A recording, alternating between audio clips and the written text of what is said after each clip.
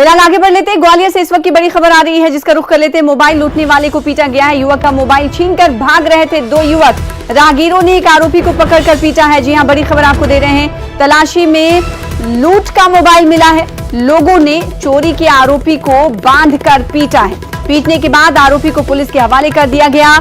और पड़ाव थाना के फूल बाग मैदान की घटना ये बताई जा रही है। तो बड़ी खबर आपको ग्वालियर से दे रहे हैं जहां पर मोबाइल लूटने वाले को पीटा गया।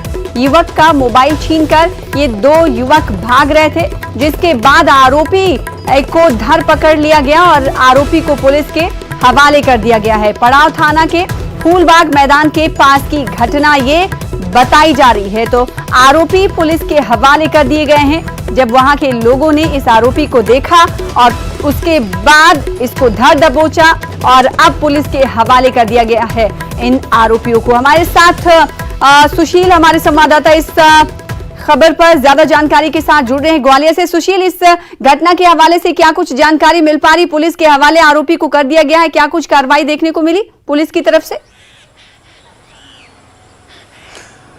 बिल्कुल, देखिए कल रात पड़ाव थाना क्षेत्र के फूलबाग चौराहे के पास की घटना है। यहाँ एक युवक के साथ लूट की घटना हुई थी। दो जो बदमाश थे वो इस युवक का मोबाइल लूटकर भागे थे। जैसे ही लूट की ये घटना हुई, युवक के शोर शराबे को सुनकर आसपास के राहगीरों ने दौड़कर पीछा किया, जिसमें एक बदमाश को पकड़ लिया। उसके हाथ आने के बाद लोगों ने पहले उसे जमकर पीटा। पीटने के बाद उसके पास तलाशी के दौरान मोबाइल भी बरामद हो गया। लोगों ने इससे पूछताछ की। इसने बताया कि ये ग्वालियर के शिंदे की छावनी इलाके का रहने वाला है।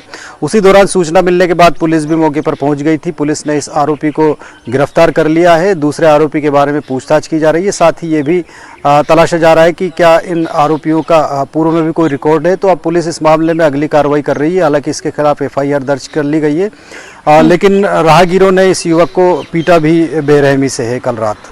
जी, तो क्या ये ज्यादा जख्मी हुआ है? क्या इसे अस्पताल में भी भर्ती कराने की बात सामने आई है?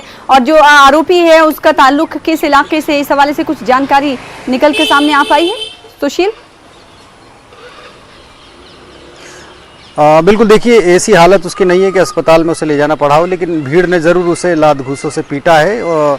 तो थोड़े बहुत जख्म जरूर है, लेकिन इस तरह के हालात नहीं थे कि उसे अस्पताल में भर्ती कराया जाए। साथ ही अब पुलिस उससे पूछताछ कर रही है कि आखिरकार उसके इस तरह के क्या पहले के भी रिकॉर्ड है और उसका जो दूसरा साथी है वो कौन था, उसके बारे में।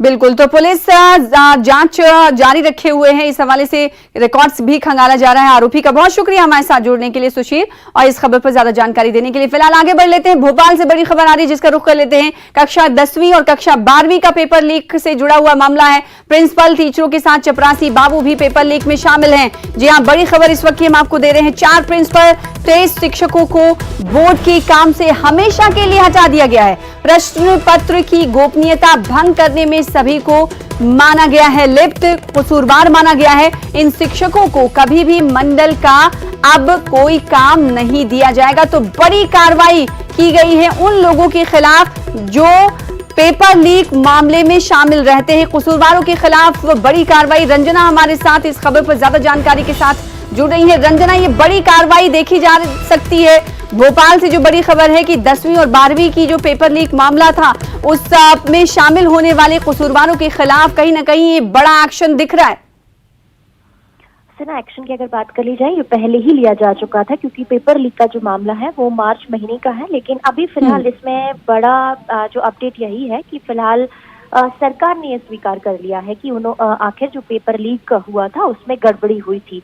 और जिस तरीके से जो प्रोफेसर्स हैं, जो प्राचार्य हैं, जो टीचर्स हैं, चपरासी हैं, वो इस पेपर लीक में शामिल थे, इस बात को खुद सरकार ने स्वीकार किया है। और ये कहा गया है कि अब जो प्राचार्य हैं, शिक्षक हैं, उन्हें बोर्ड के काम से हमेशा के लिए हटाया जाएगा। कभी भी उनको बोर्ड के काम में शामिल नहीं किया जाएगा क्योंकि प्रश्न पत्रों की जो गोपनीयता थी उसको भंग करने में ये सभी जो प्राचार्य हैं, टीचर हैं, वो शामिल रहे थे। तो इस पूरी मामले में अभी फिलहाल जो बड़ा अपडेट यही है कि सरकार ने स्वीकार किया है कि गड़बड़ी हुई थी और उसमें प्राचार्य, टीचर के साथ जो ये तमाम लोग हैं जो शामिल थे। लेकिन फिलहाल इन सभी को पुलिस ने पहले गिरफ्तार कर लिया था, एक्शन लिया जा चुका था।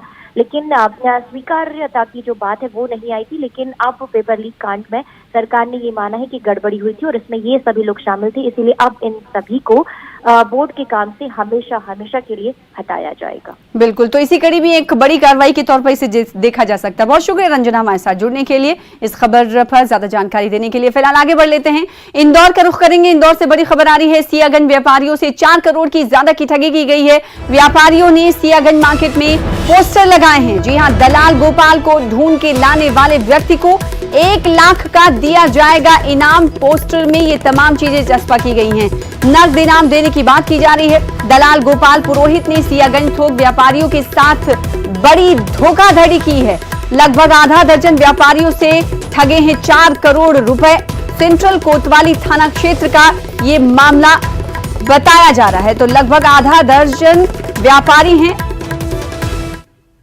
जिनसे ठगी की गई है। सेंट्रल कोतवाली थाना क्षेत्र का ये पूरा मामला बताया जा रहा है। मिथिलेश हमारे साथ, हमारे संवाददाता इस खबर पर जुड़ रहे हैं ज्यादा जानकारी के साथ। व्यापारी तंग आकर पोस्टर लगाते हुए देखे गए, व्यापारियों की मांग क्या है मिथिलेश? सबसे पहले मैं आपको बताना चाहूंगा कि जो सियागंज मार्केट है वो मध्य प्रदेश का सबसे बड़ा किराने का थोक का बाजार है। करीब 100 साल ये पुराना बाजार है और मध्य प्रदेश के सबसे बड़े मार्केट में से एक है। यहाँ के व्यापारियों ने सियागंज में चौराहे पर पोस्टर लगा दिया है। गोपाल, एक दलाल गोपाल पुरोहित के नाम से एक पोस्टर लगाया गया है और कहा गया है कि जो भी व्यक्ति इन्हें ढूंढ के लाएगा उसे 1 लाख रुपए का इनाम दिया जाएगा। जो पूरा मामला है 4 करोड़ रुपए की ठगी से जुड़ा हुआ है। अभी तक जानकारी जो सामने आई है कि जो कपिल पुरोहित है, माफ कीजिएगा, जो गोपाल पुरोहित है, गोपाल पुरोहित ही पहले यहाँ पर व्यापारियों के साथ में काम किया करते थे। नारियल और शक्कर के व्यापारियों से ये जुड़े हुए थे और दूसरे शहरों के साथ में जब व्यापार होता था, जो बिजनेस किया जाता था, उसके बीच में मध्यस्थता का काम करते थे। यानी छोटे व्यापारियों के साथ में बड़े व्यापारियों के बीच में दलाली का काम करते थे।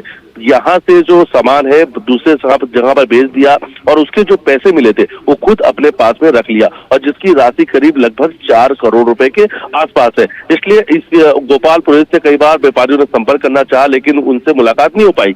जो एयरपोर्ट स्थित जहाँ उनका मकान है वहां भी जब व्यापारी पहुंचे तो वहां पर वो नहीं मिले। इसके बाद चौराहे पर पोस्टर टांग दिए गए हैं और ये 100 साल के इतिहास में पहली बार हो रहा है जब व्यापारियों ने किसी के लिए इस प्रकार का पोस्टर टांगा हो।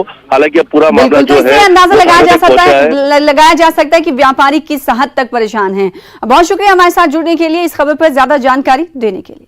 फिलहाल आगे बढ़ लेते हैं, सूरजपुर से बड़ी खबर आ रही है। साइबर ठगी का शिकार हुआ ट्रांसपोर्टर। ठगों ने बैंक खाते से उड़ाए 6 लाख रुपए। कस्टमर केयर बनकर ऑनलाइन ठगी की जा रही थी। ट्रांसपोर्टर ने थाने में ये मामला दर्ज कराया है। तो बड़ी खबर, साइबर ठगी का शिकार हुआ है एक ट्रांसपोर्टर और उसने अब मामला दर्ज करा दिया है। ठगों ने बैंक खाते से उसके 6 लाख रुपए उड़ा लिए।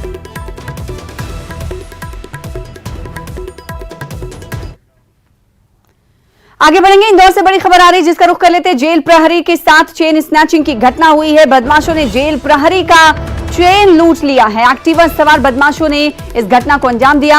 आपको बता दें कि बदमाश सीसीटीवी कैमरे में कैद हो गए हैं। एमजी रोड पुलिस आरोपियों की तलाश में जुटी हुई है। तो बदमाशों ने जेल प्रहरी का